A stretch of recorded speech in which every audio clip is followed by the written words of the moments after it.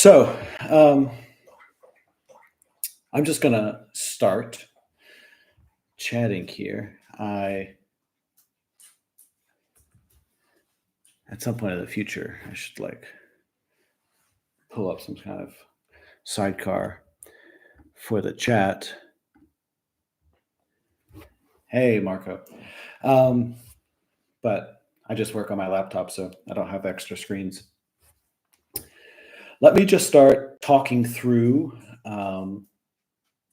what I am thinking and where we are at and where we are going. So I saw a tweet announcing the public release of Superlist, which is the spiritual successor to Wunderlist, on Twitter. I don't know, maybe 3 days ago, something like that. So I went to check it out because I enjoy checking out new and modern applications. Actually, let me go shut my door 1 second.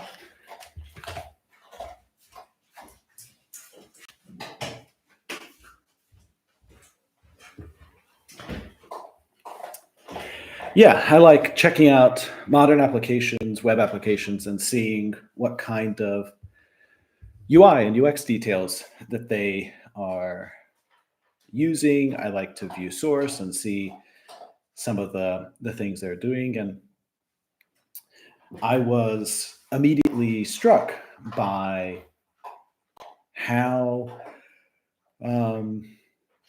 sort of simple but still entertaining and engaging their UI was. The first time I came in, playing around with this and seeing this sort of take on having a 3-column layout, but even when the details view on the far right has no details to view, it still retains that space, keeps the basic structure of the layout, shows a pretty picture. I thought that was nice. I liked the view transitions. And I immediately thought hey, this looks simple enough, but interesting enough to be an interesting sandbox for me to explore the new Turbo 8 features, which I have been reading about, but I honestly haven't used them at all. I've never built an application with morphing. I've never written a view transition. I don't even use Chrome, so I've only seen view transitions in GIFs. But these are tools that I want to learn and become adept with.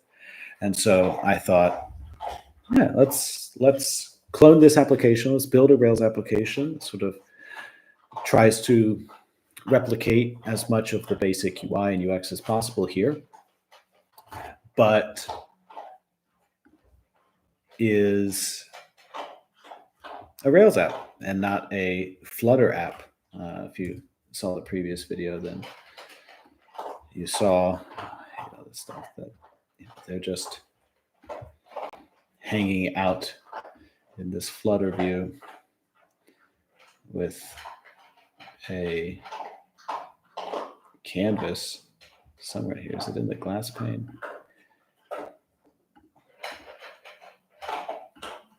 Yeah, this canvas. It's like you can't even see what they're doing. Anyway, I took a few hours, I don't know, 6-7 hours, something like that, spread across a couple of days, and built this CodePen page. I tweeted a link if you want a link, but you can also just see it here. I can paste it into the chat too. Look at this. Yeah, I don't know much about Flutter. I've never actually used it. I've heard people talk about it, but apparently it's fully cross-platform because they have a Mac app, mobile apps, and I'm guessing it's just all Flutter. And it looks like it's painting pixels on a canvas. Anyway, this is a bunch of static HTML with Tailwind. This kind of quick scaffolding of a view based on a pre-existing image is a use case I find Tailwind particularly well suited for. For me, I feel really comfortable moving quickly with it. And I tried to replicate some of their basic interactivity with just HTML elements. So I am a big fan of details and summary elements, which provide a collapsible, a way to show and hide elements. They work great for nav bars like this. You can use them for popovers like this. This is just a absolutely positioned UL element. Same thing over here. But you will notice you get some Z index issues. So one of the other things I want to get to exploring is the new popover API. I was reading about it last week, earlier this week. I lose track of time. But as of right now, you can't relatively position a popover relative to its container. It's always on like the top layer. This is how you get away from the Z index issues, but you can only position it relative to the viewport. There is a CSS spec that's work in progress right now for anchor positioning, which would, when combined with the popover API, allow for this, but it's not there yet. But I saw somebody who was using the floating UI JavaScript library to create relative positioning, and we can wrap that up in the stimulus controller. So that's something I want to use as well. But just for this initial demo, I just threw everything in: details and popovers, all of this stuff.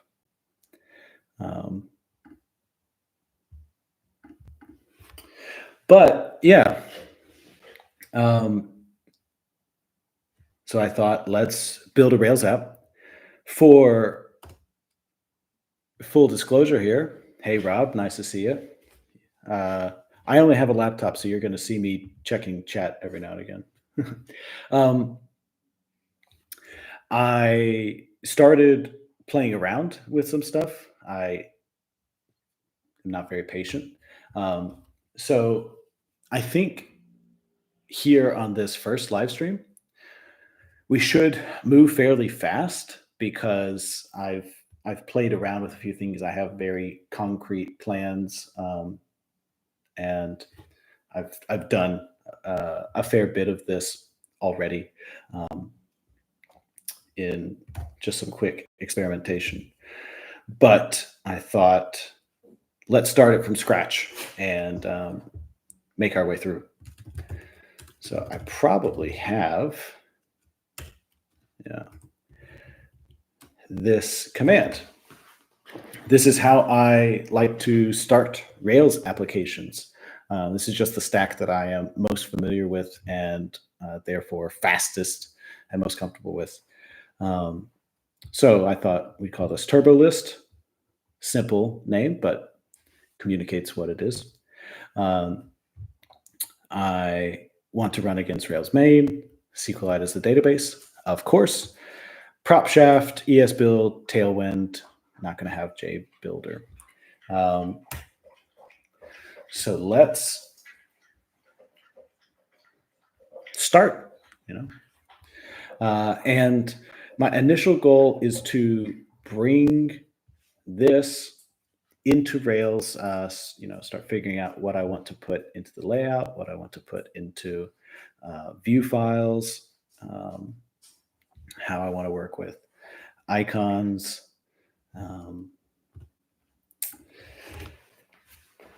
basic stuff like that.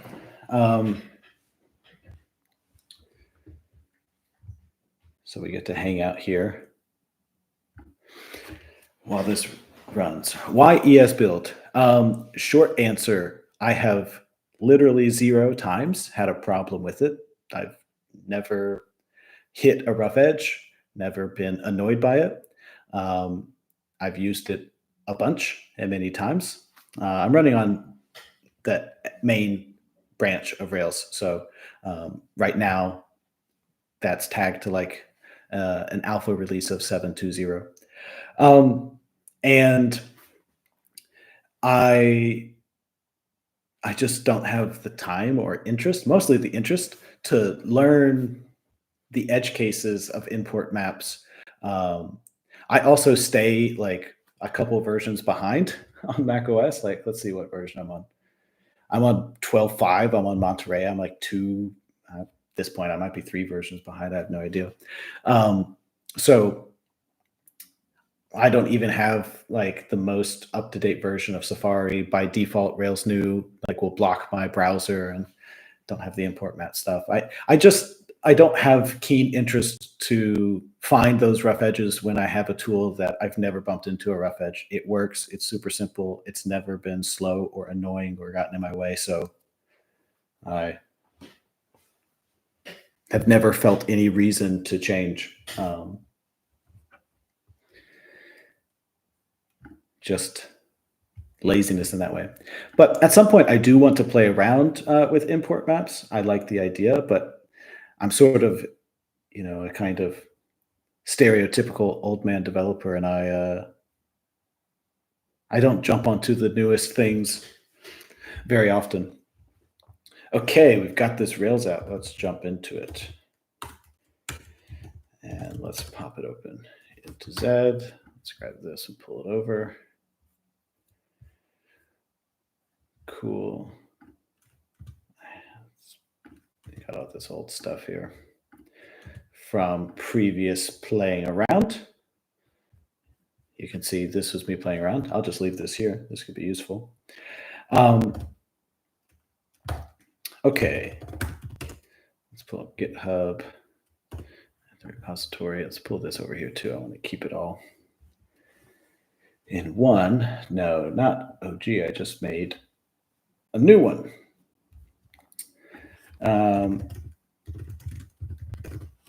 One of the things,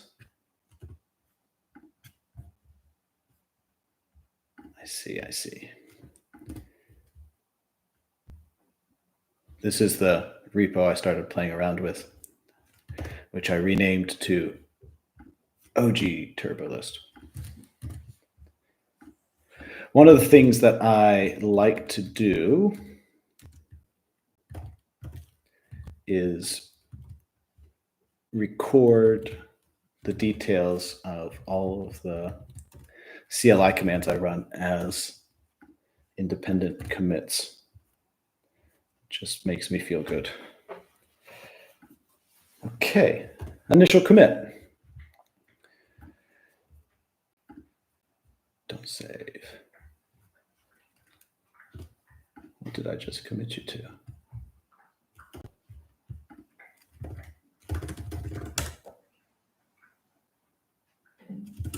Why is it still all orange?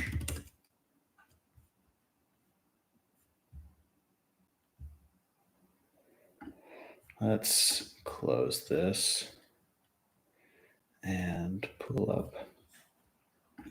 What do we have over here? Nope.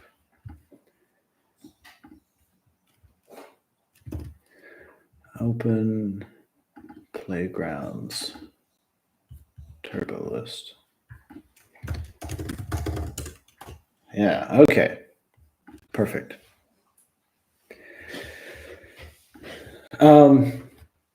So let's start with the application layout. Let me just hide all of this. I think I recall I have some, I've got some stuff on the HTML tag. Let's get that in there.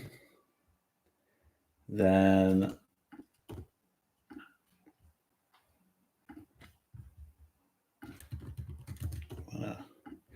full height body. And I think what I will do is to put the left navigation sidebar and the right details container in all of this in the layout, and I'll yield this chunk here to the views. So I think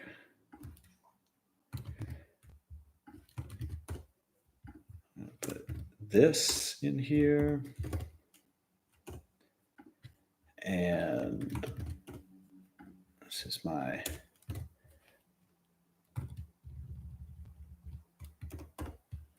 left nav, main, which is where I will yield, and the aside.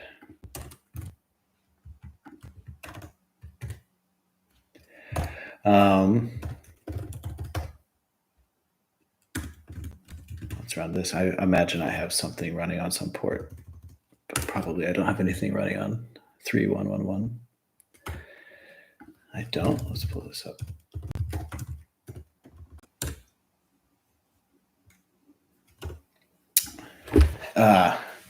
I'm going to need a route to view this.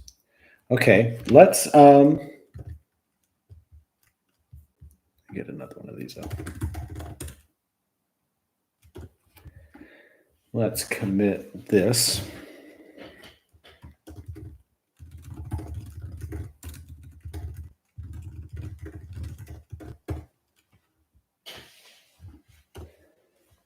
Let me check back in here.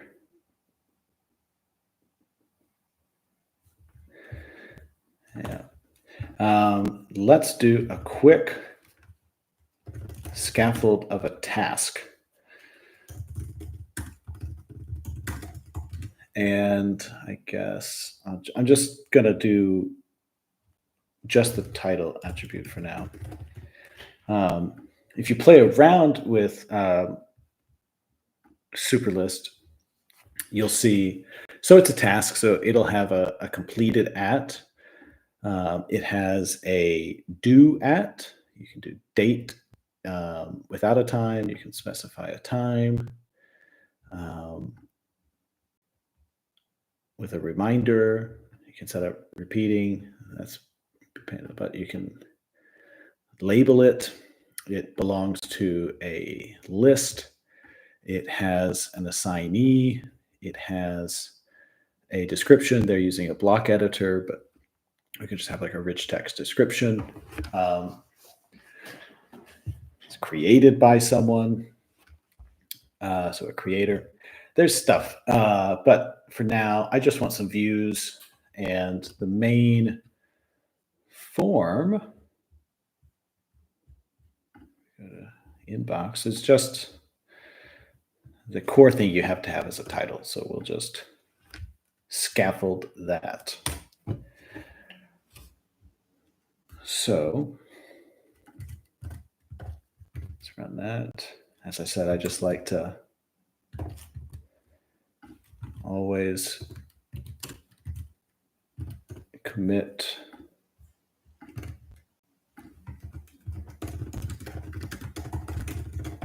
my CLI commands.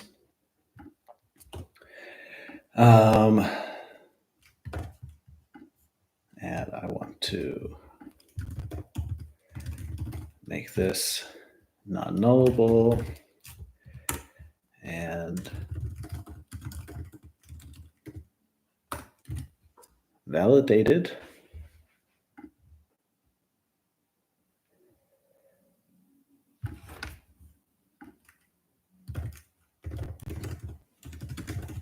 Make sure that our fixture works.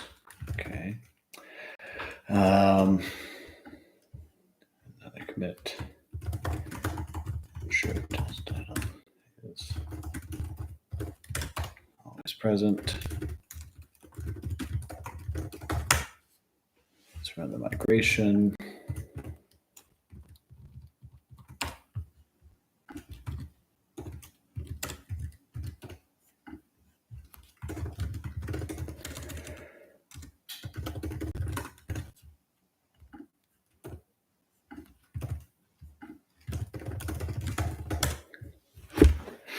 Let's make sure this will run. I don't have any. I have a few tests. Okay. Cool. So if I come into routes, I can set root route. I should make a pull request to Rails one day to change the logic of the generator. I always move my resources declaration to route under defined. I want this comment to be the first line. And I wish I didn't have to manually do that. Just seems tidier to me. Okay, let's come back here. Root route. Look at that. Nice. Set tasks index. That's the root route.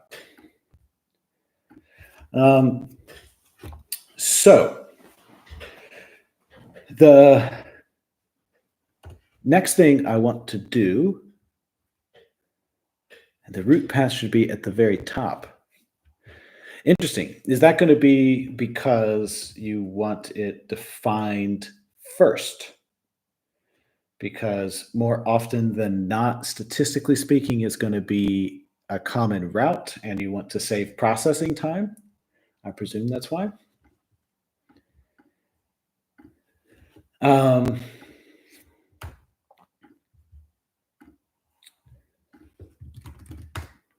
make that change at some point.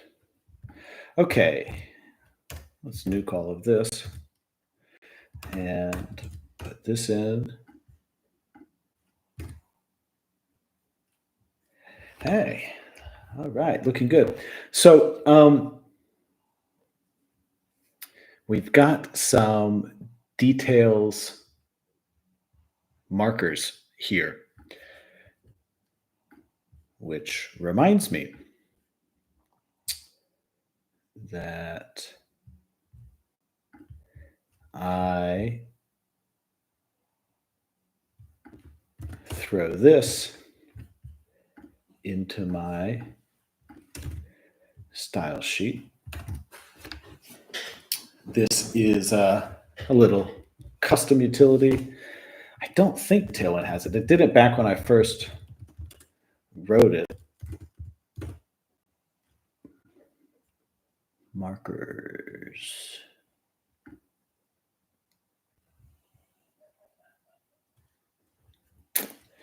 I wonder if that will work. Let's come here. It should be up here at the top. If I do marker hidden, see if that works.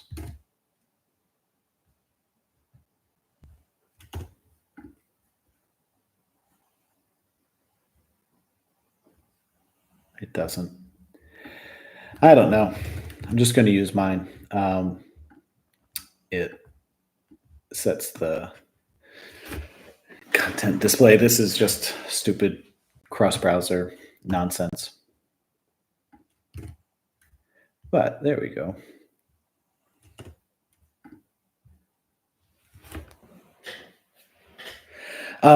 So right now, all of the dropdowns are pure details and summary.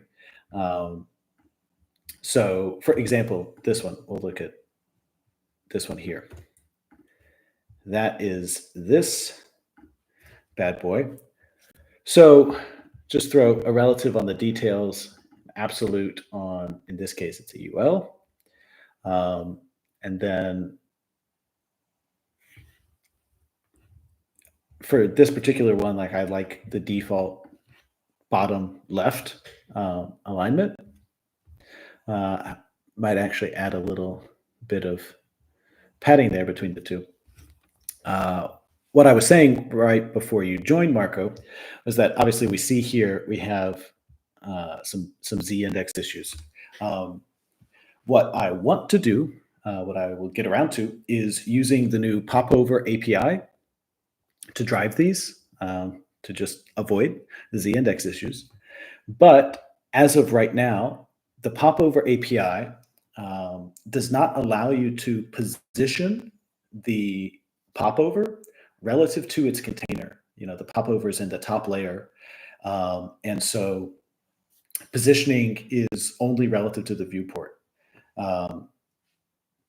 There is the CSS anchor specification or anchoring specification, which is work in progress, which should be possible to mix with the Popover API to allow you to position, to anchor a popover to some ancestor and then position it relative to its anchor. But that doesn't exist right now. But what I have seen is someone using the floating UI JavaScript library to position popovers relative to a container, you know, by manually setting their XY coordinates with floating UI. And so I plan on wrapping that into a stimulus controller and driving that. But for the sort of initial just scaffolding of the HTML, I just used all details and summary. So these are details, details. That's a link, details, details. Everywhere are details and summaries. It's one of my favorite elements, but I'm really excited to explore more with the Popover API. I think that's going to be super powerful and a great tool.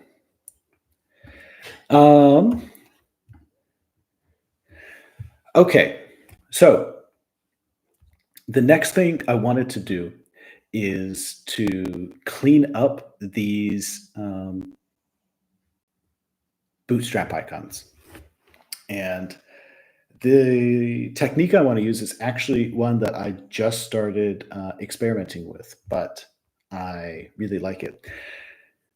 What I have done before on projects, just to talk it through, is I have added the package just to show you what I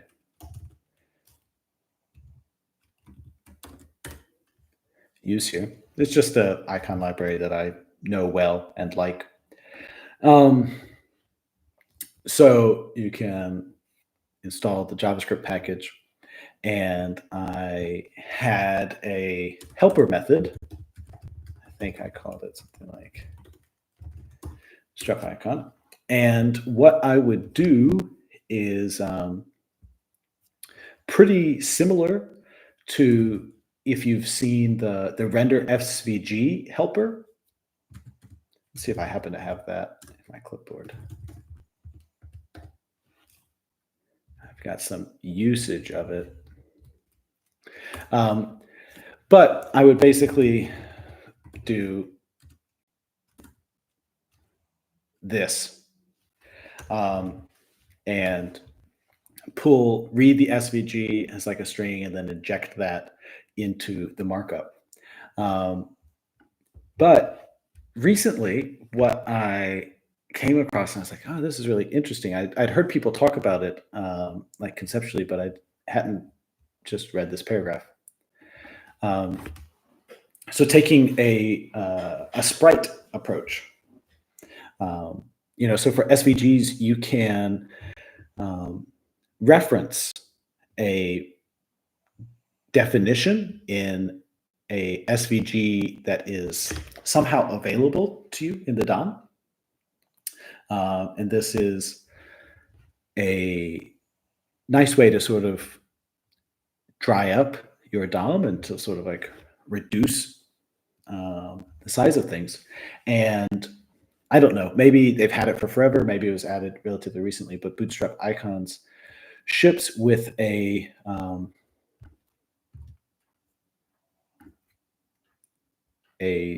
sprite file. I think, yeah. So if you go to the GitHub repo, they have this bootstrap icons.svg file. Hey, Lucian. We are in the middle of taking this CodePen and injecting it into a Rails app. So let me just really quickly, I'll walk through the commit history I have this far. So just Rails Nude, a new app with my particular preferred set of tools, run on main, SQLite database, PropShaft, ESBuild, Tailwind, Node.jBuilder. I took the left sidebar and the right details section and put that into the layout. And then we are yielding this main section. So just copied and pasted, got all of that set up. I needed a route to be able to look at this. So we scaffolded a basic task resource. Right now, we're just going to deal with one attribute, a title. So got that set up, tweaked it to make sure that our title is non-nullable, ran the migration, got that up, and then updated our root route. So that's what we are looking at here. And then I came into the index route and copied and pasted this over. And what I am working on right now is drying up the use of the Bootstrap icons that I use through here. And I was explaining that I have just started using this technique of using a sprite file. So let me come over here. Let's get this. Copy inbox main section HTML from CodePen. Add marker none utility. Okay. Let's just do this in the Finder. So code playgrounds, Turbolist, public.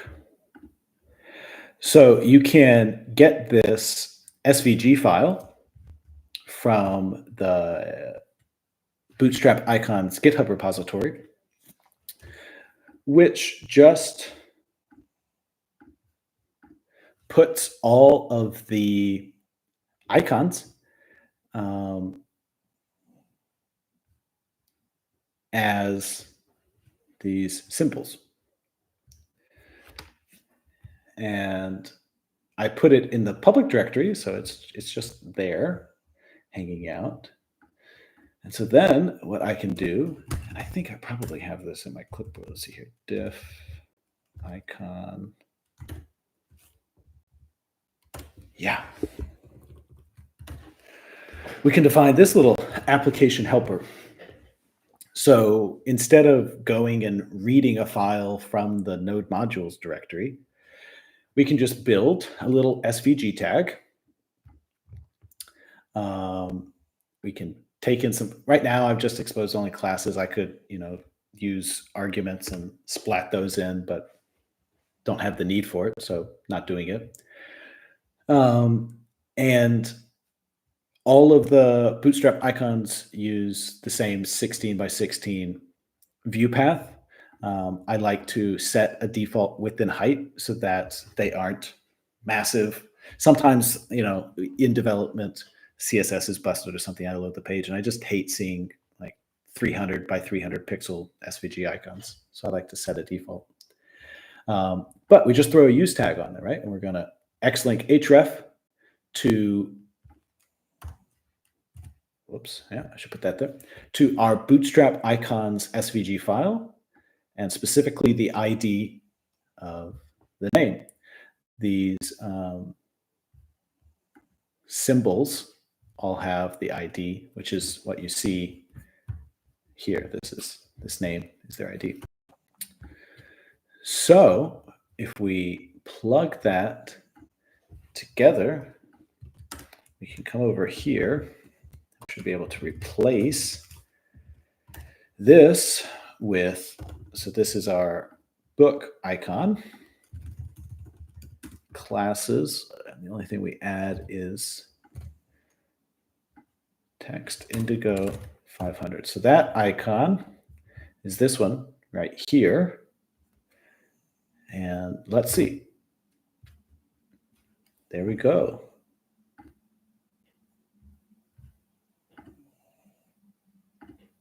Yeah, we got our SVG. It's just using the symbol defined in our sprite right there.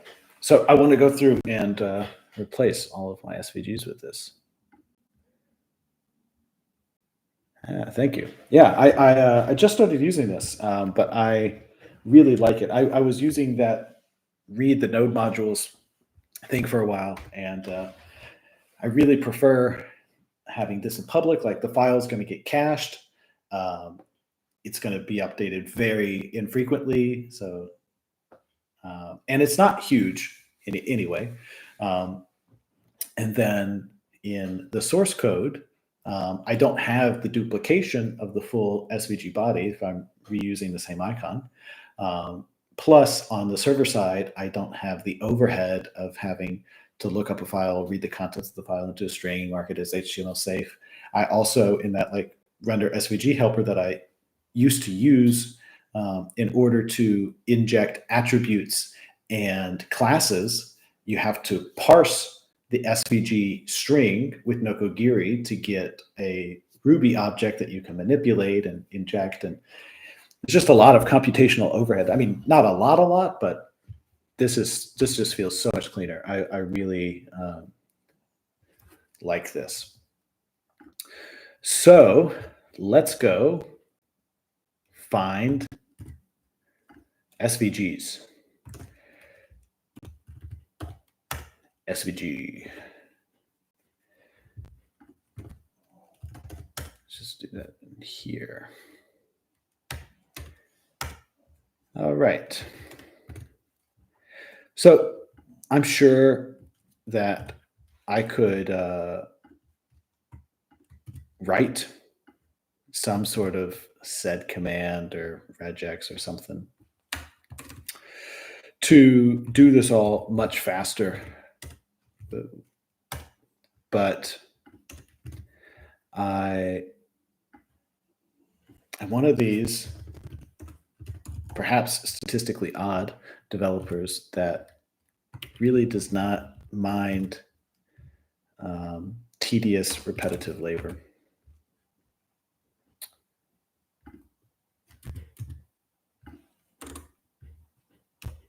Oops. Yeah. So be prepared for a few boring minutes.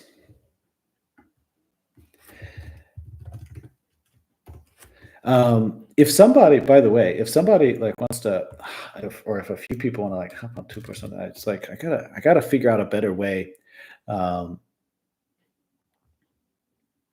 to interact. Need to do some research. I would love to like have the chat up on my phone so I could see it and I didn't have to manually check it to see what y'all are saying. But, you know, I will get better. I'll figure things out.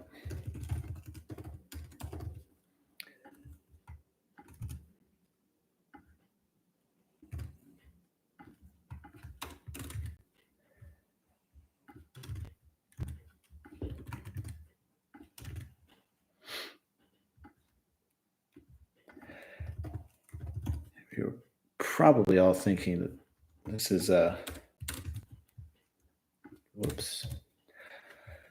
bit of a boring section. I too look forward to the parts where we start wiring things up. But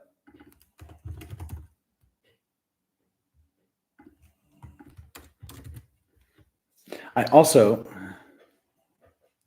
try to remind myself that it is a valuable practice to stay comfortable doing simple, repetitive things. Because I know that it is a natural temptation of the Homo developerus to try to automate everything and actually waste time trying to automate something that if you just did it the stupid and boring way, which this is definitely the stupid and boring way of doing this, you would in fact get done faster. And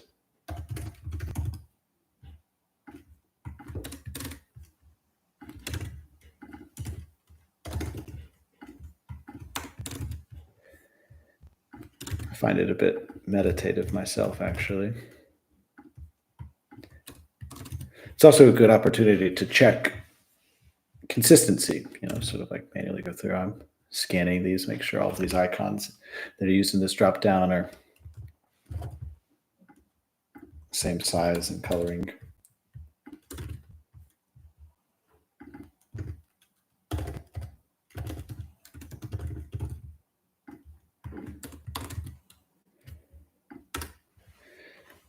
Two more on this. Wait. Haha, done on this page. Oh, Christ, 128. Okay, I'm going to leave these 128 for now because this is just going to be boring.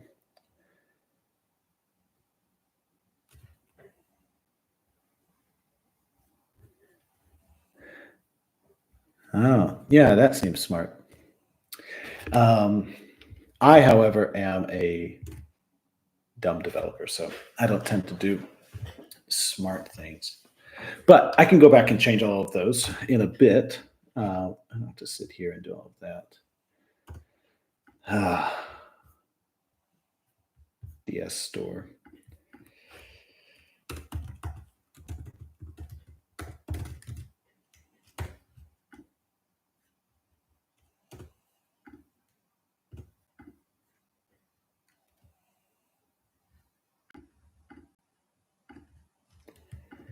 Why? Go away. Let's do it. Okay. Ignore DS store files.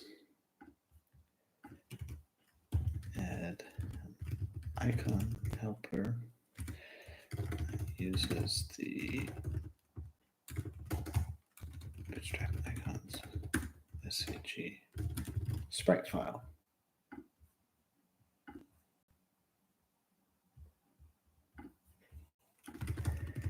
Replace SVGs in the layout with the icon helper sprites.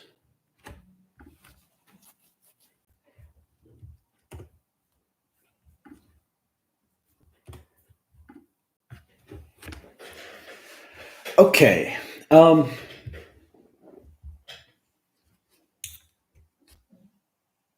What next? Let's do the form. So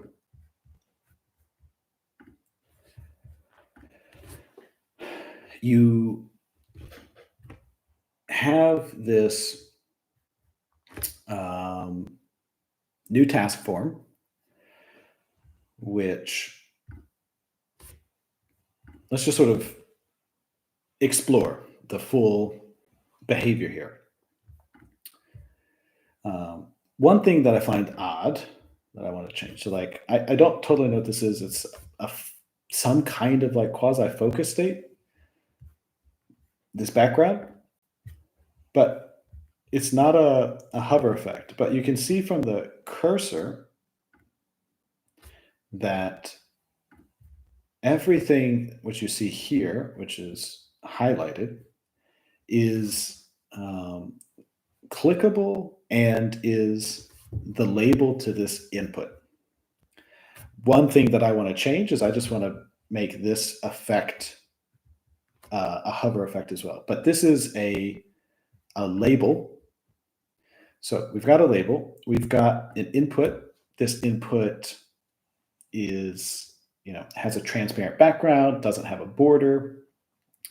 And that is our task title. We see that we have 3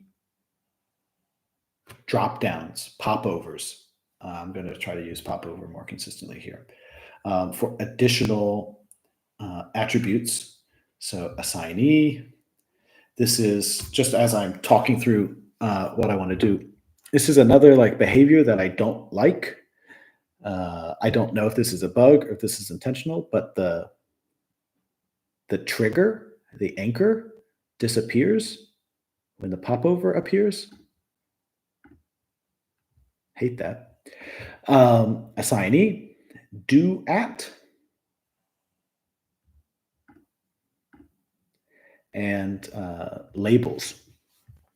So just to show you how I played with the, how I imagined those in the CodePen. Hey, look, it stays there. We are already improving on a business with multiple millions of dollars of backing. So just this little guy. This is radio buttons. I haven't made this work, but we'll make it work. Oh, right. I forgot to talk about the other behaviors here. So we've got this keyboard shortcut signal. So if I hit C on the keyboard there, I automatically focus. We can add a stimulus controller for that. But the main thing I want to note here is this. So this guy, assignee popover, he does not appear unless the input is focused. Okay, so that's behavior 1. These 2 guys right underneath the input, they don't appear unless it's focused, and they have this slide down animation. And then finally, we see that this keyboard shortcut signal disappears when the input is focused. So I've tried to recreate all of that.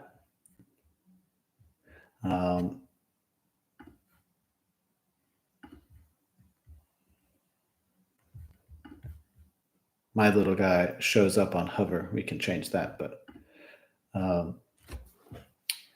doing all of that. Anyway, just to sort of talk through the sorts of behaviors that we want to, that we care about. This is a bug. This guy shouldn't show up. But yeah, I guess I'm hiding it on focus and it's not focused. I'll have to think about that. Anywho, that is all here.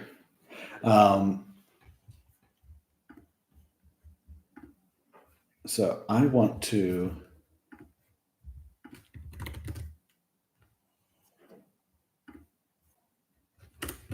be able to replace this with this. So let's figure out how to get there. I'm not ready just yet. And I don't need you. I don't need you. So let's jump into this form. Let's get rid of that. Oh, and it also, obviously, it is an auto-submitting form. We will need to deal with that as well. But for now, we're just not going to submit it. That's okay. So let's look at the structure that I built initially. I already recognize I'm going to have to make some changes, but we'll look. And the specific changes, like this full width label. When I initially built this, I wasn't, well, I mean, it wasn't there on hover. I just didn't notice it super specifically. But I'm just using padding here inside of this. So if we come in here, it's just make this easier to see. If we look at our form, it's not full width. So I'm going to have to restructure this whole thing to allow that to be full width. But putting that aside, inside of here, I like to use section tags for form groups. So inside of there, we've got our four main bits. So we've got our icon. Bootstrap icons, unfortunately, don't have like a kind of squircle with a plus in the top. So I just lazily, for now, used a square with the dot in the top. Then we have our input. We have our keyboard shortcut signal. We have our popover for assignee. Why are you scrolling down? Okay. Then we have our section for the other two popovers. Okay, stop scrolling down on me. Which we have our duet popover and our labels popover there. We can dig into what all we're doing with Tailwind later.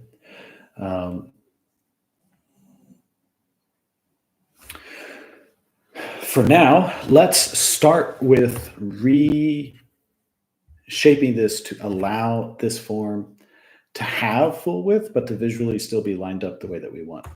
So I'm going to start there. And just to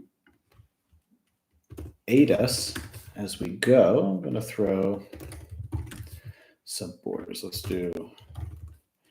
start off red, green,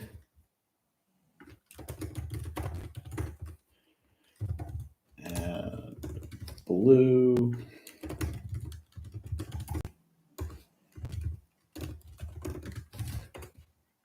and indigo.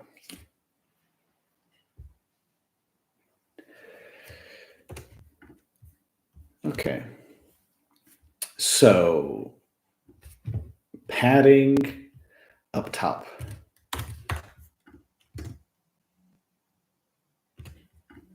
Yeah, I think I can leave the Y padding on. Don't need to anymore. And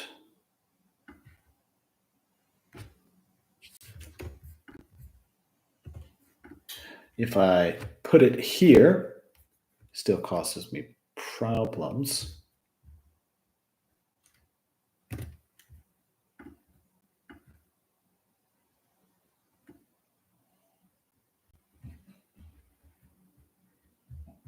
Oh, that's it. What the hell is that?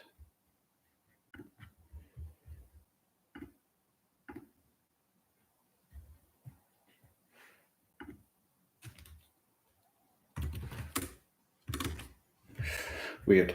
But, you know, anyway, I was thinking I can pull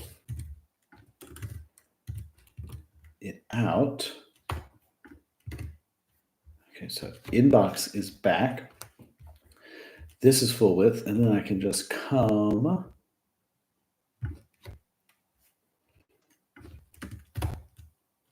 I want to move this.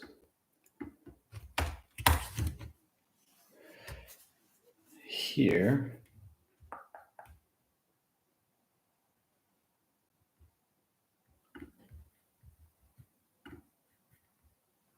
What I want this to be, I think. I want this to be a label. I'm just going to explicitly bind it for now.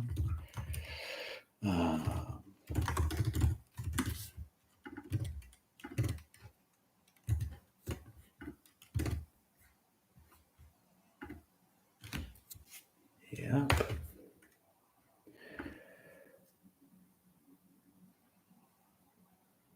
So this is our x-axis padding. I can't put it right here because that's going to put me back in the same problem, which means for now that I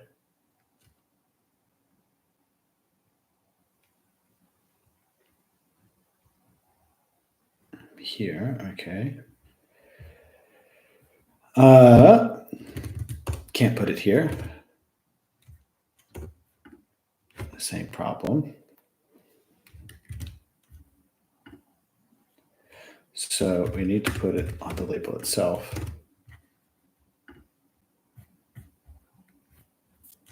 Yeah. Just checking. Chat again. So we want to put this on the label. That gives us that sort of full width. And then I need to put it on this as well. And now I just need to deal with the height. So the height, I think, is coming from how we're animating this. So let me see if I can figure out how to solve this quickly. And if not, then I won't solve it at all. So what I'm doing here, this is a flex container, which allows for wrapping.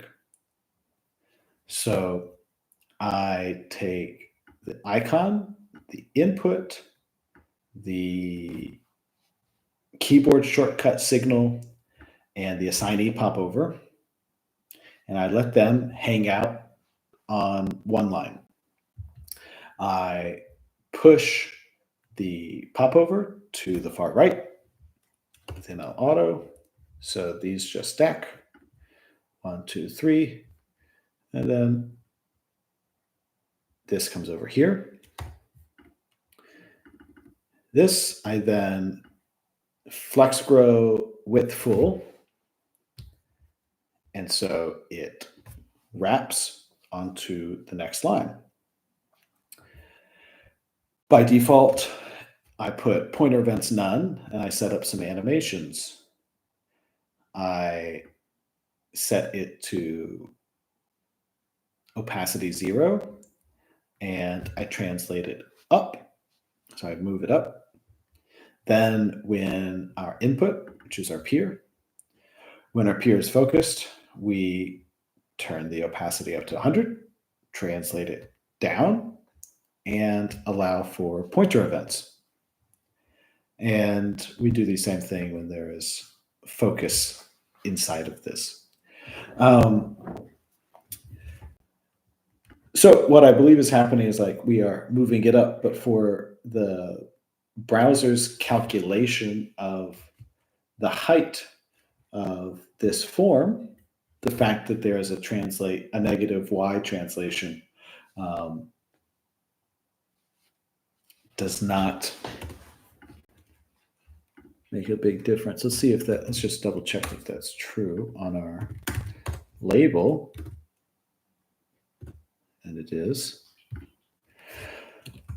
I don't need colors anymore. So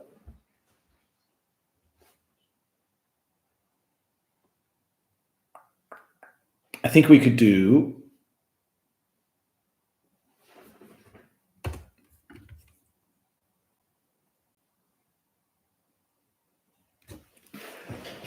So I was going to say we could do this, but the problem becomes that I now hide the details of this. It's no longer appear, and it's going to be a bit of a mess to get it. Now with has support, maybe we could do it. We could make this a group.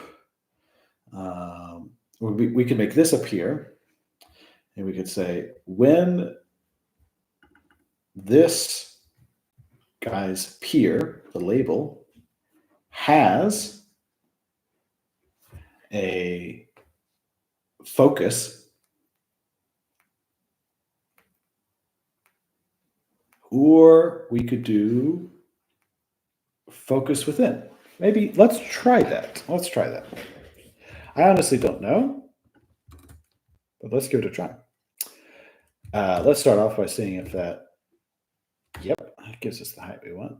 That reminds me, I want to give it some breathing room. Cool. And I want to say, okay, so we're in dark mode. Hover BG slate 800. Nice. Perfecto. And then, all right, we're going to call this appear, and we're going to take our peer focus. Nope, sorry, just 3. We're going to make these peer focus within.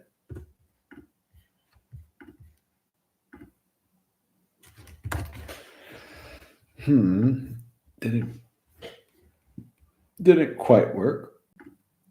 I want to simulate this. How do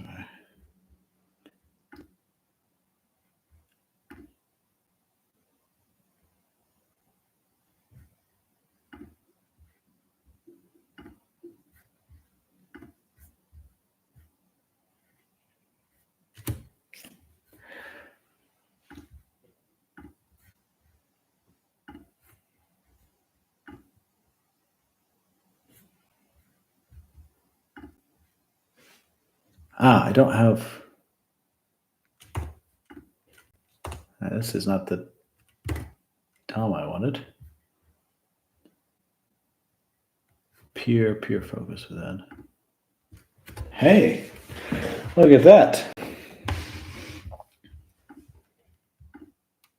It did do what I wanted.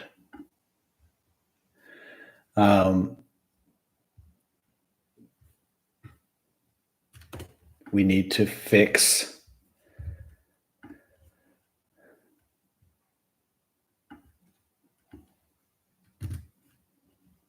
this.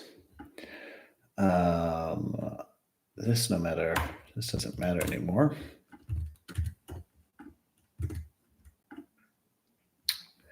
Well, will you look at that? Not half bad. Let's go really quick. I just need to have a little spacing.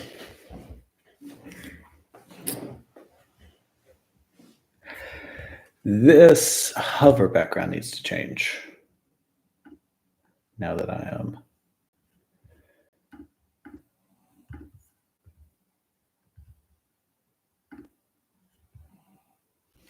Ooh, I can change SVGs as I find them, though.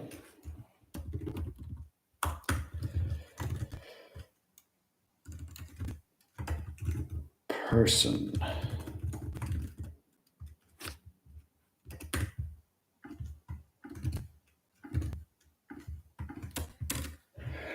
And dark hover BG slaved 700. Here we go.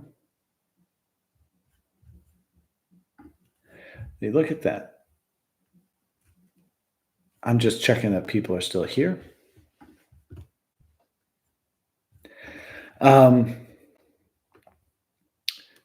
And well, hopefully it goes without saying, but let me say it because it never hurts. If you ever have any thoughts, suggestions, or anything, just like I check the chat every now and again. Okay, anyway, cool. I've got, I need to change that to a little C.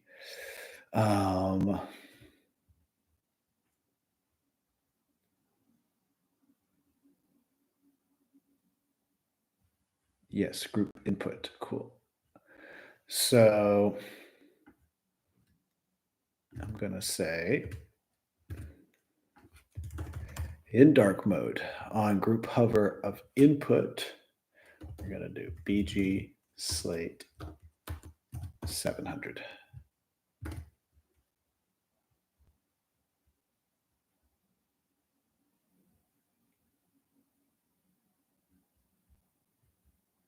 I think I need to darken the text one shade as well. Oops. Dark text slate 600.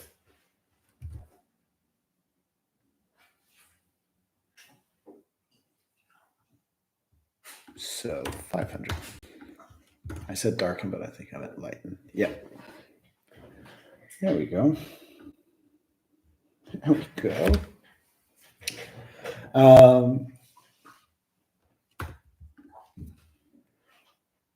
Dope.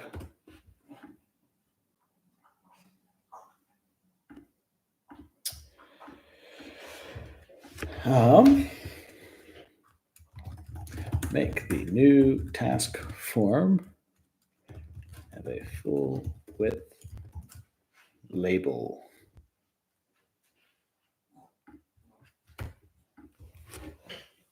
Okay, so we have the behavior we want. Now we just have to plug it into our actual form.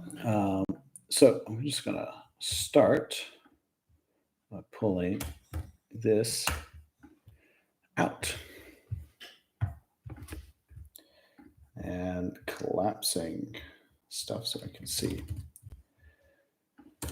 So we want this label to become ERB, and these are its classes.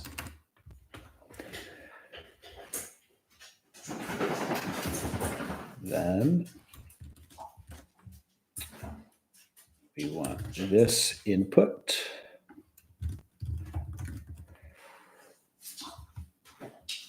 let's do that to have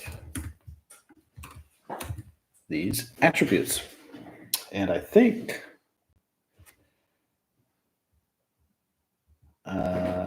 I don't think that actually matters anymore. That was me experimenting with some Z-index issues. I think it should look right now. Let's give it a try. Hey, it does look right.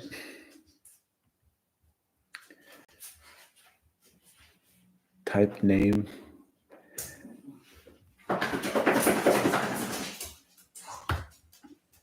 I think we're, no, okay, right. I think we have a task in index. I was like, this name looks wrong. There we go.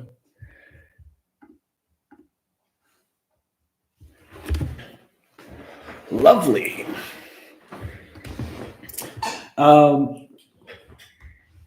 So, question. What do I need to fix the padding there? That's fine. What do you want to do next? Here are the options that come to my mind. Option 1, write a stimulus controller to make this form submit on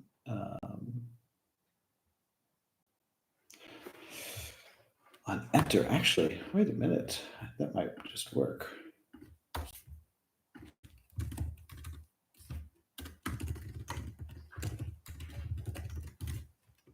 Why does it always do that?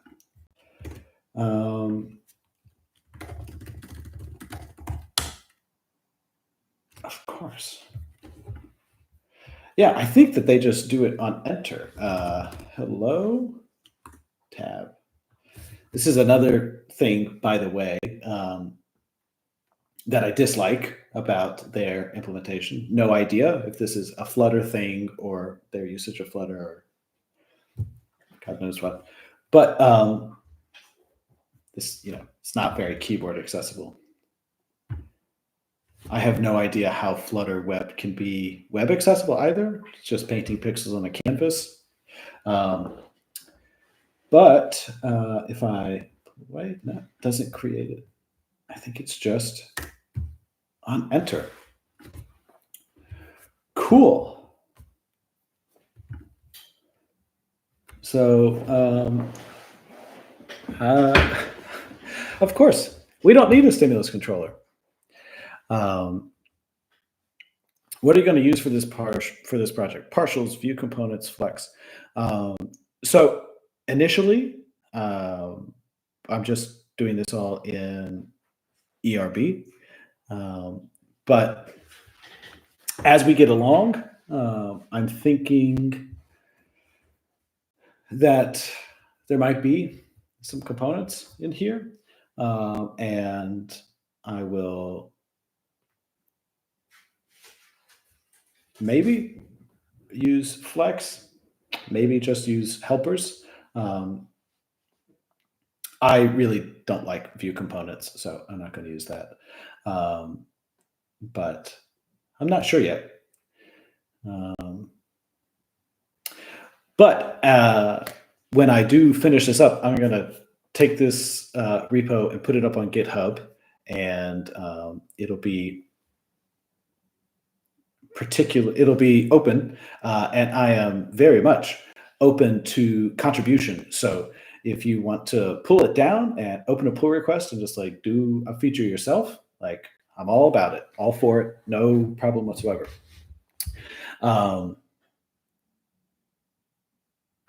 Okay, so maybe now is the time to try to get our first morphing in. What is the... Okay, sorry, two things. I want to get rid of that. I think it's autocomplete is the attribute. If you remember, if you're like 100% certain and you remember off the top of your head, is it autocomplete false that I can put on here to make that behavior go away? Clean up another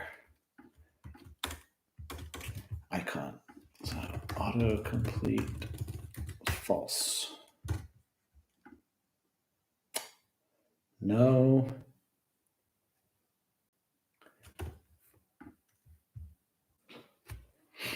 Write in the chat if you know what that is. But yeah, let's try to like have it do this, right? So we are here. We enter a new task,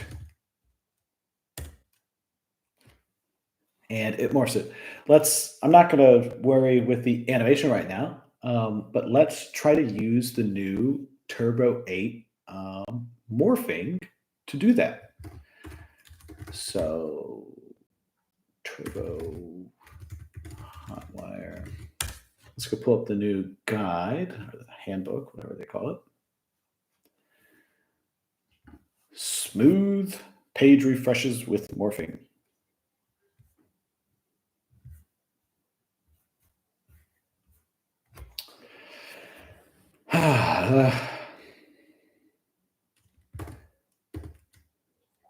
I remember that there is a helper. I just don't remember the name of it. So let's come in here and helpers. Nope. Is it a drive helper? Morph. Turbo refreshes with. Wait, I want this one. So let's come up here.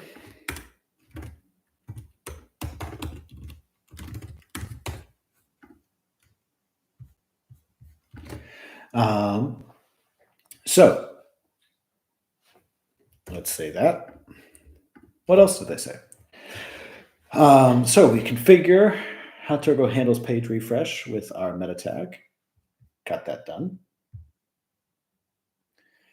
We're going to preserve scroll for this. Got that done. Sometimes you want to ignore certain elements while morphing.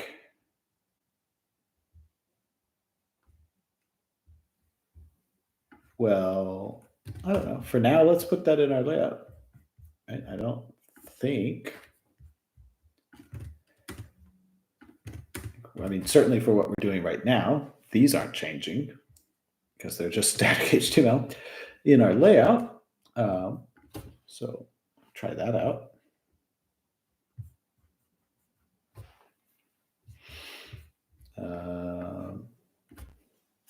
And I've genuinely never done any of this before. So we're going to see together what this is like. I want to pull up our console. Let's look at our network tab.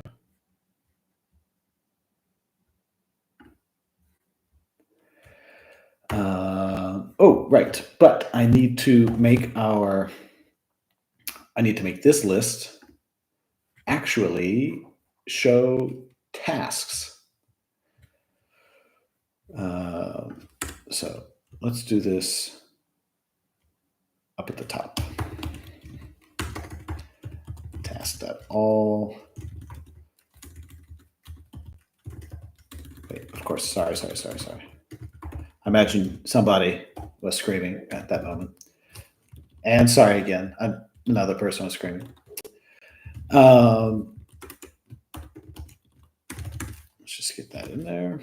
And actually, I think this is the simpler one.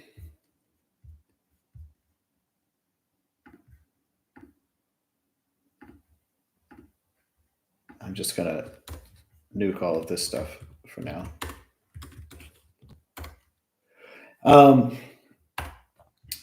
In the Superlist app, these are all editable.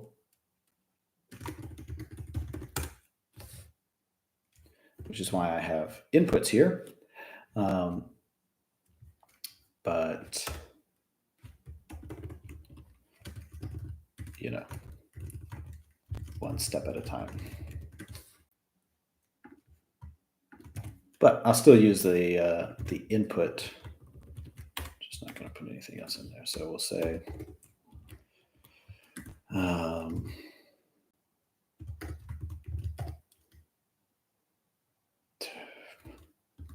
the text field tag. That seems right.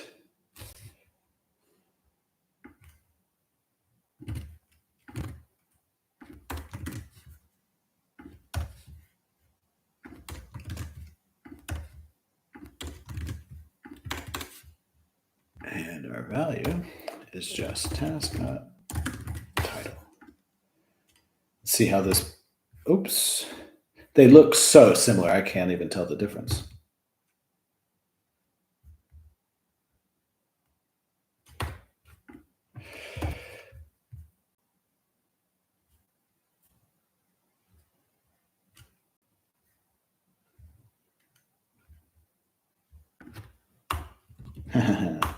Whoops.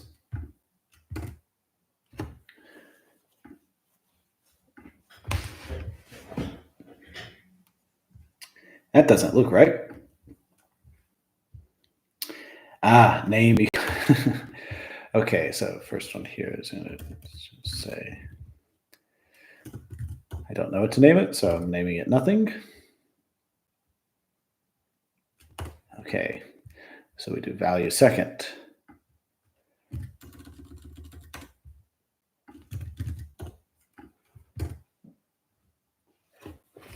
This is a new task. Damn straight it is. Okay.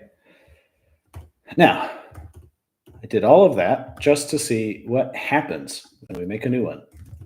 A new one. Right, so our controller. On create, we are redirecting to the task. Let's not do that. Let's go to task path. Try this again.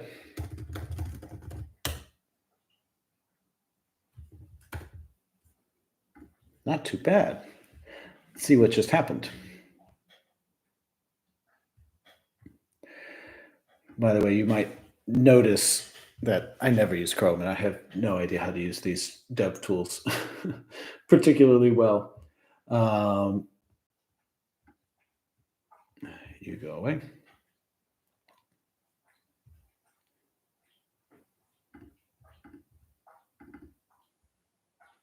Fetch, redirect.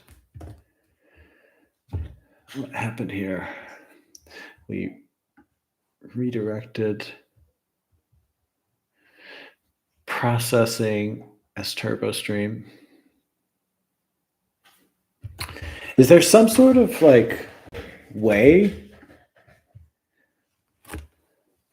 if you know, let me know in the chat. Is there some sort of way for me to tell whether or not we are morphing? Because I'm on localhost, so stuff like moves fast. And it doesn't like immediately look utterly different from, you know, redirecting back to the same page on like a form. Let me come in here and not do this. Let's just see what it's like, I guess. We can compare.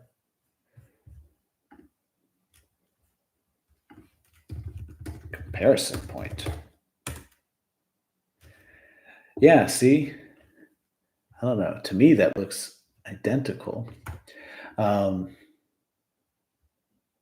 So how do I know? How do I know if I'm using morphing? By the way, I want to order these like so. Does anyone know? Also, you can say if you don't know. I also don't know. I'm just curious if I should start Googling myself or I have some pretty smart people in the chat.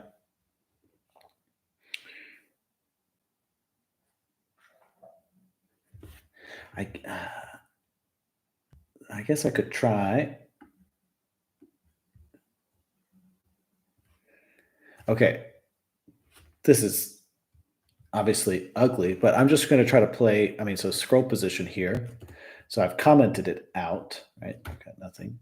So I'm in this state. I do a new one, resets me to the top. Okay, as expected. let me bring this back on. Then I come in here. What is up? Okay. That is definitely working.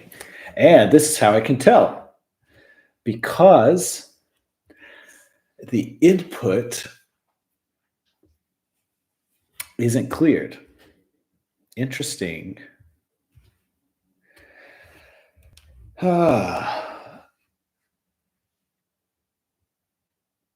This is 100% a solved problem with a pattern. I don't know what the pattern is, though. So unless one of you wants to chime in, or if somebody wants to like hop on tuple, I'm going to have to start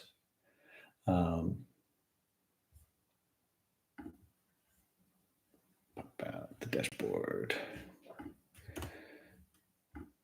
checking in every now and again that there are humans around. So what can we say? We are definitely morphing with this turned on. Very nice. Very cool. The morphing does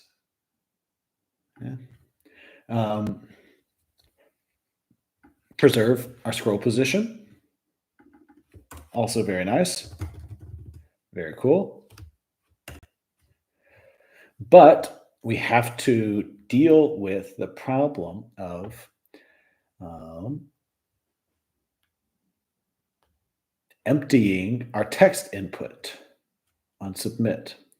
Now, obviously, I could write a stimulus controller and just manually say on submit, set the value to an empty string. That'd be good to go. But I wonder if there is like best practices around this. So I'm just going to start Googling. Morphing HTML, how to clear text input.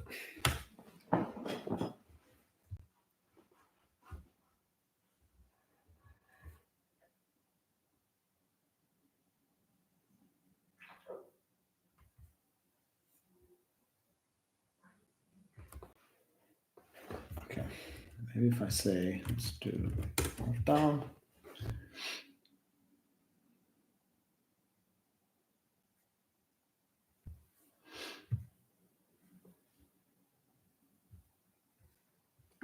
Let's look at this issue from Stimulus Reflex, see what people are talking about.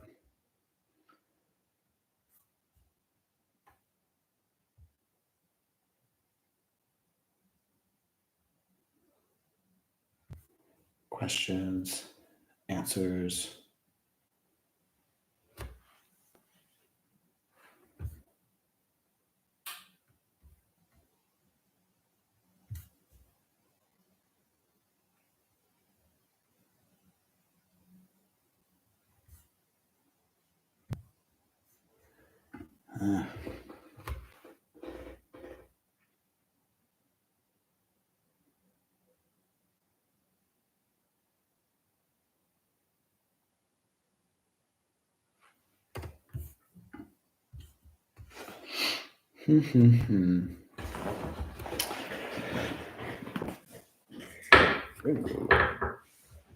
Yeah, okay, let me just try H2X.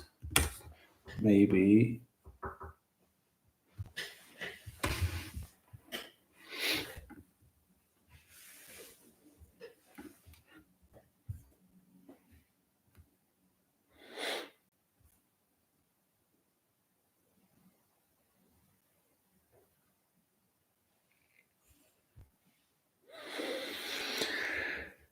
Do I need to do a turbo equivalent of this, which is the stimulus controller thing?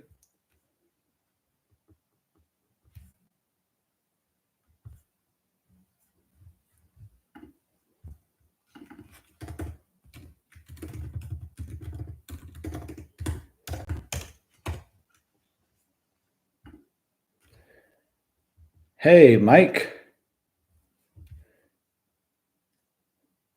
If you happen to know about using an HTML morphing tool, whether that's Turbo 8 or HTMX or Alpine or like whatever, this is the current problem I'm playing with. So we've got our task creation form, and we are using the new Turbo 8 morphing functionality to ensure that our scroll position, like our client-side state, is all preserved, but we push the new value into the list. New value, push to the list. But because we are morphing, there is nothing to change that. I wonder if I go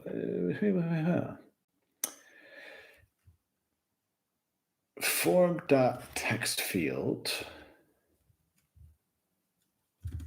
If I say value, form.object title, which for a new,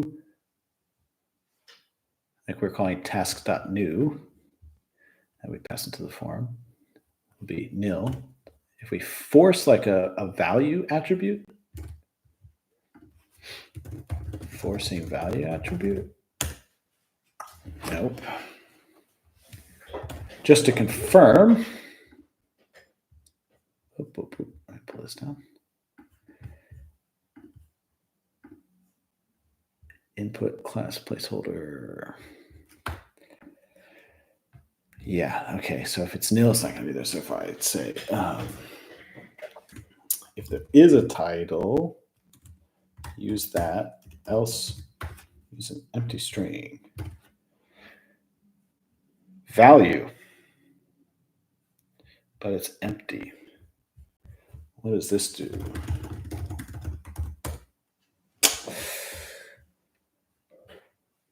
Damn.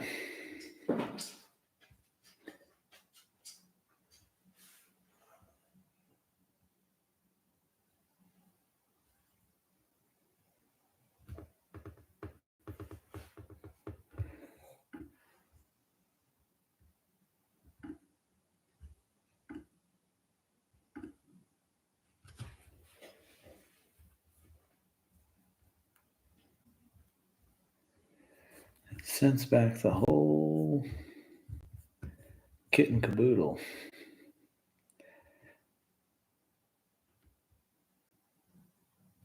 Form, input, value, but it currently has a value, so I guess it leaves it alone.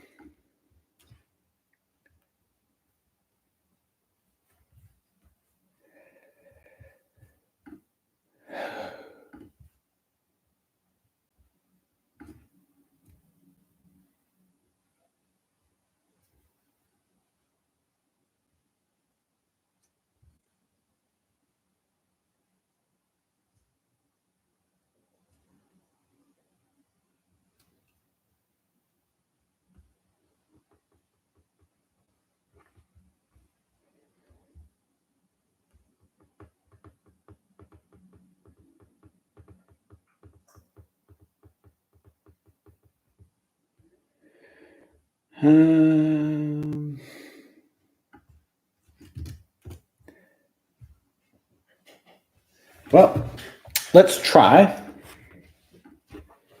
getting it working.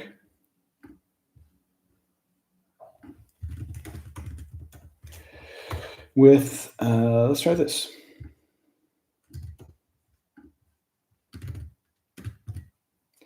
And I'm just going to make use of this hello controller.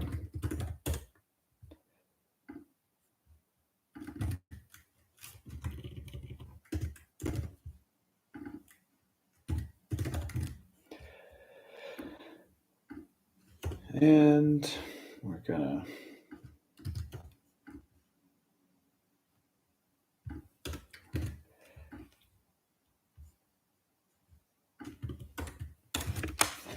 I don't need that. Clear.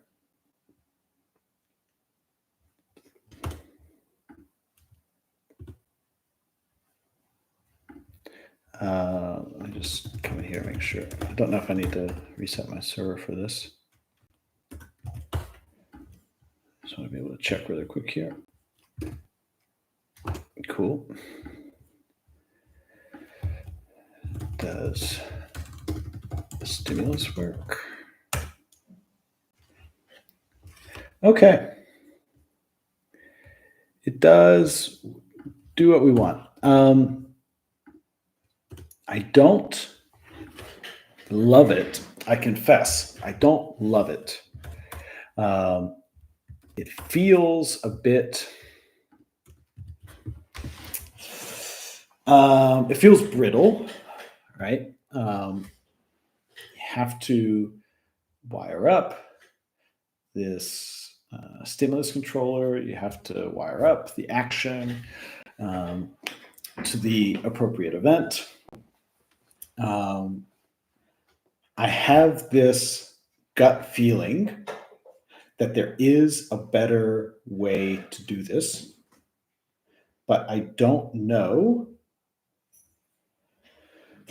off the top of my head what it is. So I'm going to go with this for now, and we will see if people who are smarter than me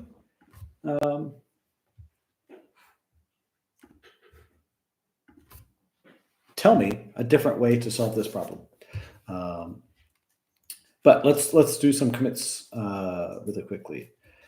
Set up the new Turbo 8 morphing in the layout. And then what do I want to say here? Update the task form to match our Superlist styles.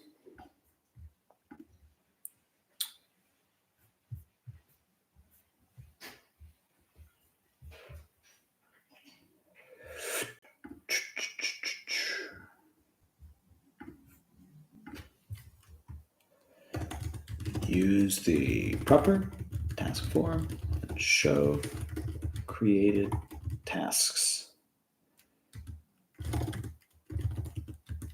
in the index view. And then set up a stimulus controller to clear the form input on submission. Since morphing will retain the text input value after a successful submission.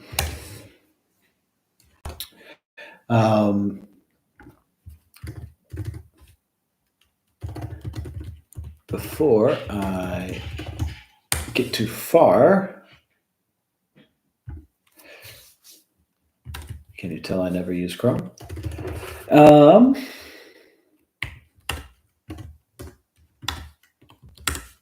Let me push this up to GitHub so that I have a public repository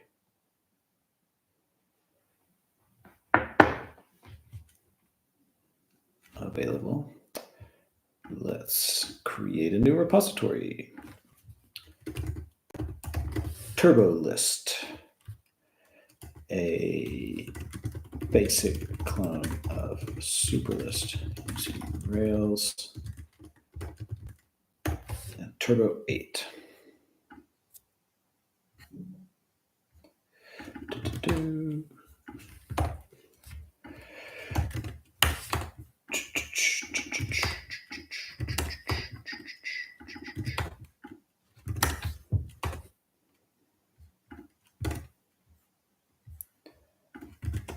Dope. in the chat. Feel free.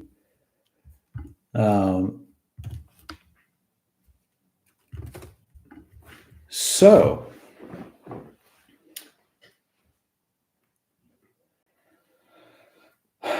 let's take a step back. Let's think about where we're at and what next steps to take. I think this is pretty cool that we already have our task input. It's working. Now, obviously, it's not like we started from scratch an hour and a half ago, hour and 40 minutes ago, doing the work to get the HTML sort of skeleton allowed us to move much faster. But I do honestly think that that is fair, because when doing this kind of exercise, sort of taking an existing application's UI and UX and rebuilding it with a different technology stack in order to learn the tools of that technology stack, typically you're able to view source and get the basic HTML skeleton. But because of the use of Flutter in Superlist, I just had to recreate it by hand, by eye. But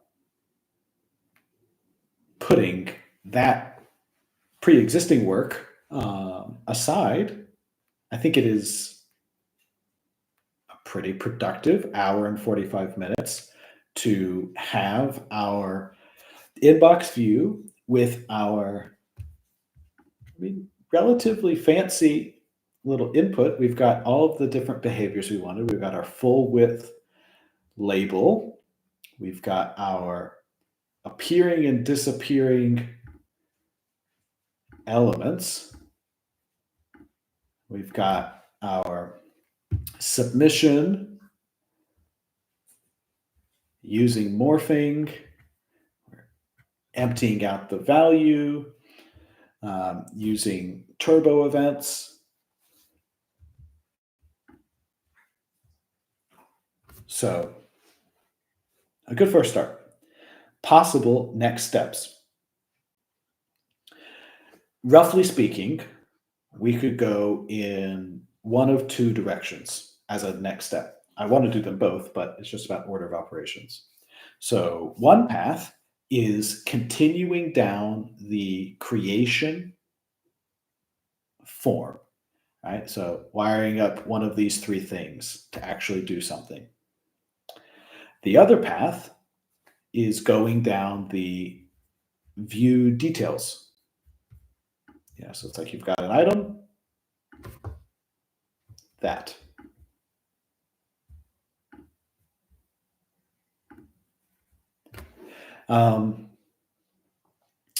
I am curious, which of those two paths do you want to go down next? If you have a preference, interested to hear it. / see it.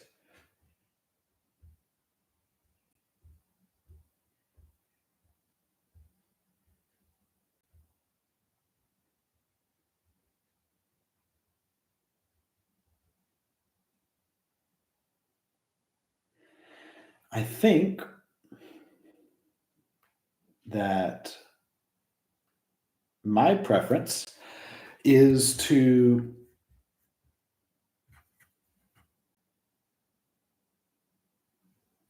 get this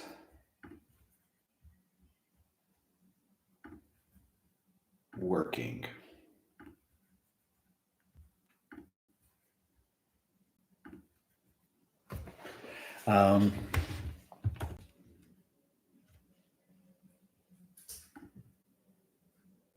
So let's see. let's just push on it a little bit.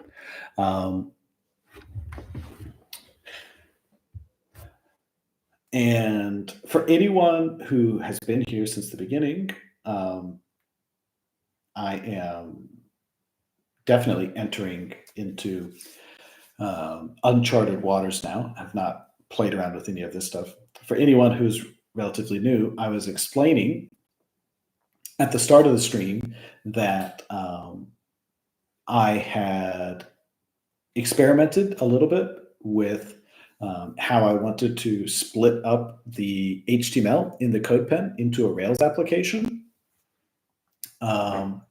So some of the early work that we did was me retreading some ground that I had covered on my own, just trying to get a feel for where to slice up things. But I am past all of that. So we have this aside.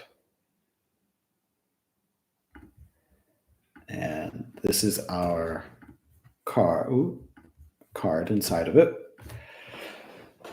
And I want to make this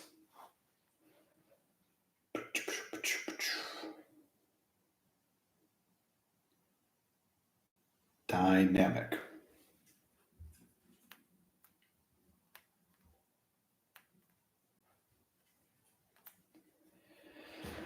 So, again, as always, if you have smarter ideas, let me know. I'm just going to start off. Nope, not that. Inside of here. Yeah, that stays. Let's just do some old school content for. Let's just, I don't know, we'll call this aside for now. So in our index view, we're going to do all of this. And then I'm going to say content for aside.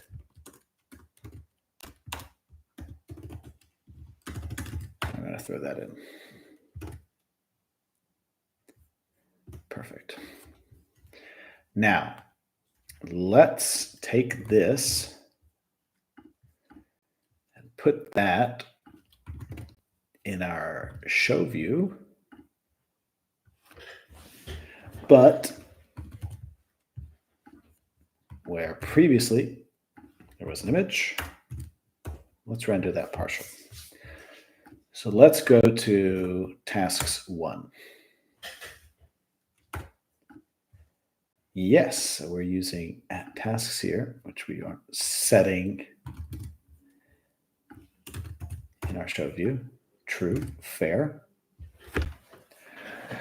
Okay. Now, while I'm here, I want to fix that. I forgot that I wanted to fix that.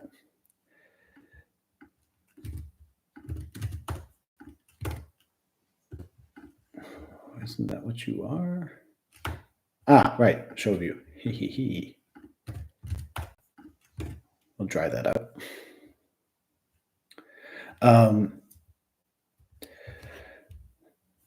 Let's get some of the details here. Right, so the distribution of width here, whoops, changes. So I eyeballed it before. Let's come back here. Let me just show you what I was doing. So I'm using a grid, and I'm using custom grid columns. So the left sidebar navigation has fixed width. You see, never changes its width. These two, for most viewports, keep a proportion. And I just sort of eyeballing it. If we look here, we're sort of right at the UR of Turbo. just a little bit off. I did a 60-40 split. So 6FR, 4FR.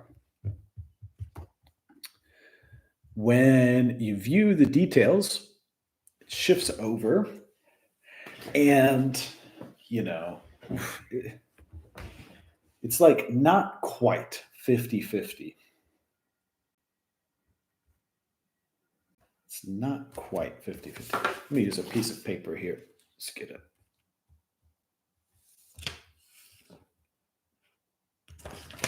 Yeah. So,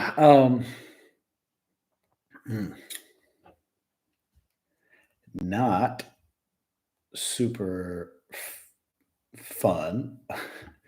I need a way to influence this from our views.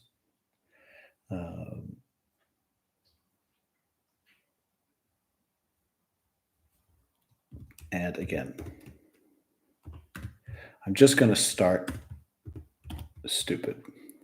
I say stupid not in like a derogatory sense. I actually really like very straightforward, simple, stupid, quote unquote, solutions because I can always come back and tell what I was doing because there's no magic, there's no indirection, there's no fanciness. It is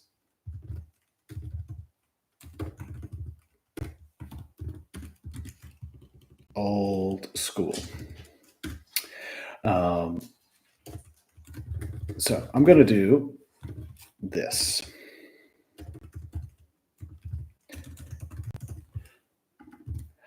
So I'm going to allow a view to specify a custom grid columns class string and pass that in.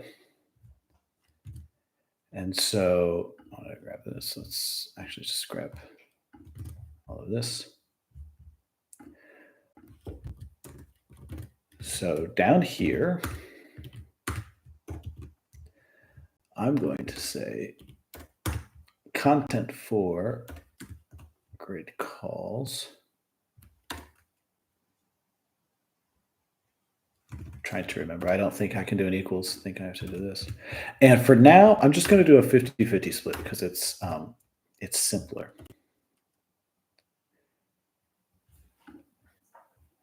Hey, Block. We are working on the split show view.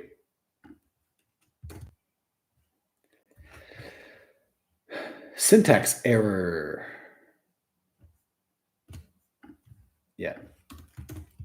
Whoops. I got to use parens for that.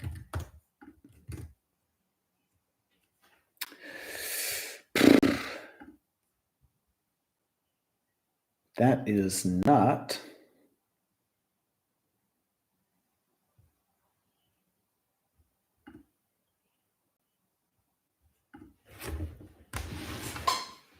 Oh my goodness, I did it backwards.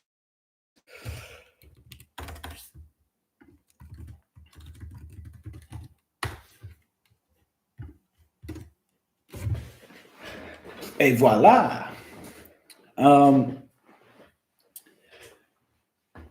So I'm not trying to wire up, right, any of like the view transition stuff or anything. I just want to like get this static view looking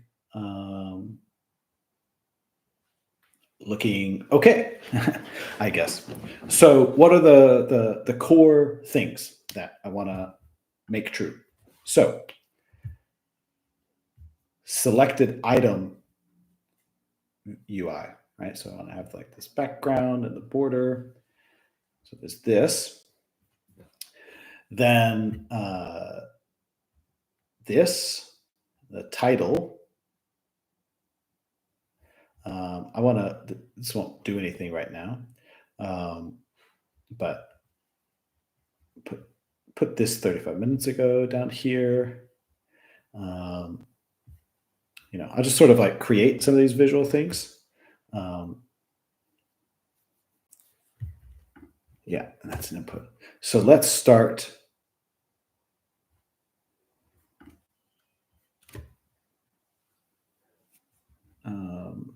committing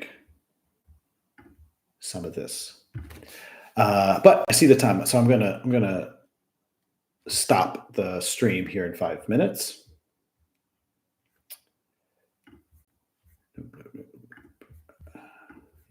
Yes, this. Fix the padding for the index view sorting grouping. Pop over.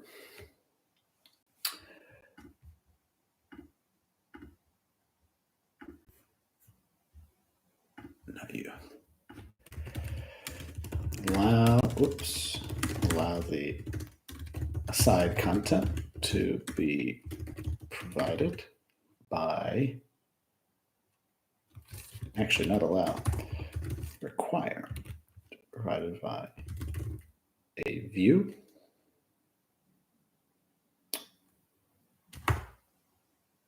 But wait, I just realized that's not actually what I want. I want to use the same pattern of falling back. So if it is defined, use it. Otherwise, do this. So let's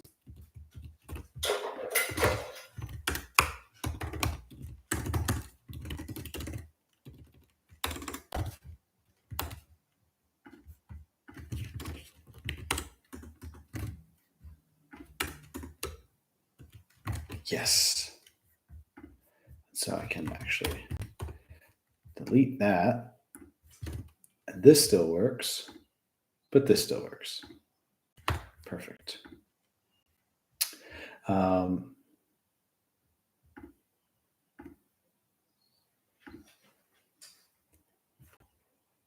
Yeah. Allow. Otherwise, fall back to showing a pretty picture.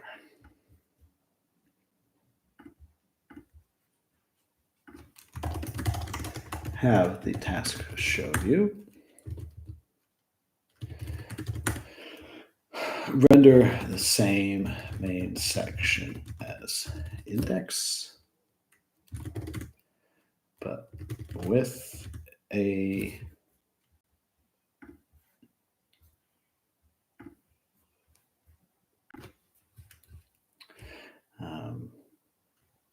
with content for the aside.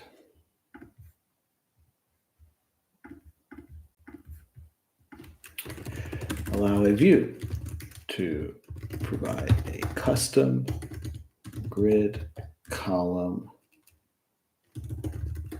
definition. Have the test show view provide a 50-50 split between main and aside. Then finally, ensure that task show view has list of tasks for the main section. Take all of that.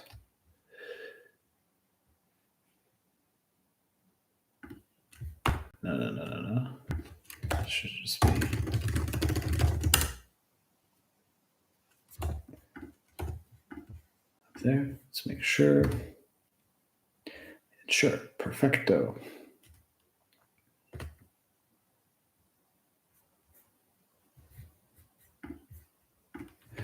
So I'm going to be stopping here, but let me just recap what we've done and then what I want to do tomorrow. So we got a sense of some of the core elements of the UI and the UX of the Superlist application. We took the static HTML from this CodePen page that I built, where I just tried to replicate the core skeleton and structure of the SuperView page with HTML and Tailwind. We brought that into a new Rails application where we have our application layout with our 3 columns, our left sidebar navigation, our main content section, and our right-hand side aside, and our task views. We thus far have been working with the index view and the show view. In our index view, we have our working task form, which uses new Turbo 8 morphing to push the task to the list beneath. We have a stimulus controller to clear the text input. We have our show view, which changes the width distribution of the two sections. And we are using Bootstrap icons with a sprite sheet to drive our icons. So for tomorrow, the primary goal will be to get this details section here on the right-hand side to look a lot more like this. And once that is done, then I want to start working with view transitions to actually have that sort of lovely transition of width and revealing the image. So that'll be the focus for tomorrow. The repository is public and open. I've already got a pull request. It's from Dependapod. I was like, cool, look, someone's already got a pull request. I'm very open to pull requests, right? You want to take something and do some work, like, go ahead, absolutely, pull it down. This was a lot of fun for me. I hope it was fun, educational, interesting, good background distraction, what have you, for all of you. And as I have written about on Twitter, just to give you a little bit of context, I am leaving for vacation, actually, to go and get married in Jamaica in, I guess at this point, about a week and a half. So I thought it would be fun to take that real deadline and to see how far we can get with this by that point. So I've got 6 more business days and 1.5 weekends to see how far I can get. But I plan on streaming an hour or 2 every night to push on this. So come back tomorrow. I'll tweet when I know exactly what time, but sometime in the evening here, European time. Thanks for hanging out, and I will see some of you, all of you, tomorrow. Let me just figure out how to stop.